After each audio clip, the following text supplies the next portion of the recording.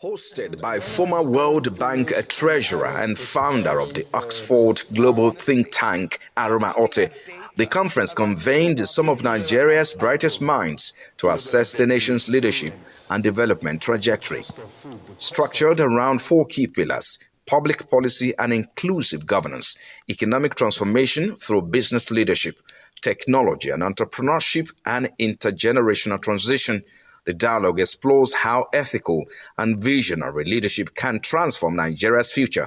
Setting the tone, Otti, who is also a former Director General at the Securities and Exchange Commission, emphasizes the need to decentralize control of mineral resources and diversify the economy to unlock equitable growth. But there are 40 minerals that we can exploit in commercial quantities. Why aren't we exploiting those 40 minerals in commercial quantities? Why are minerals still in the exclusive list of the federal government?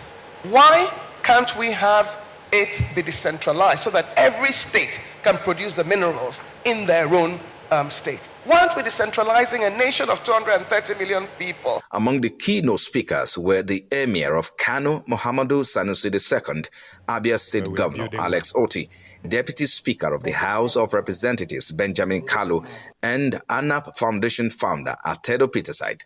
Their discussions underscored the urgency of value-driven leadership, economic reform, and youth inclusion in governance.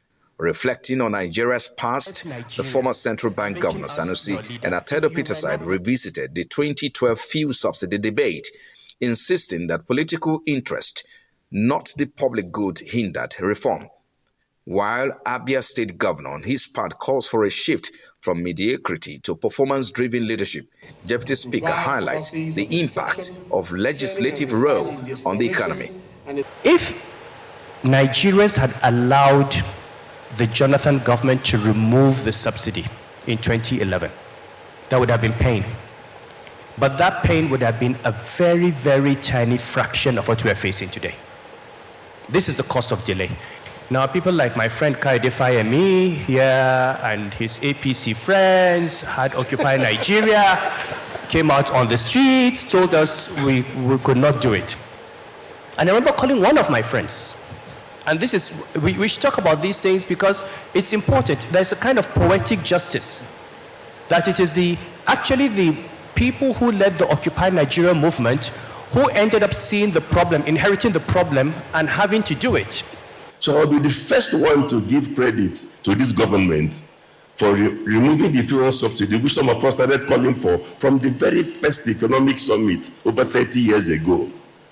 But the same president must take the blame for sabotaging the efforts to remove the fuel subsidy in the past, in 2012. The speeches are there. So, but you know, they say it's the best time to have planted a tree was 25 years ago. The second best time is now. So let's focus on the now. We have betrayed the lofty dreams that inspired our fathers to fight for an independent Nigeria. It is my considered view that we are still not too far gone to rediscover the promise of Nigeria and rise collectively to take our place in destiny. I want to assure you all that we in the 10th House of Representatives are already legislating for the present and the future in the aforementioned regard. Our constitutional duty as legislators is to future-proof Nigeria's economy.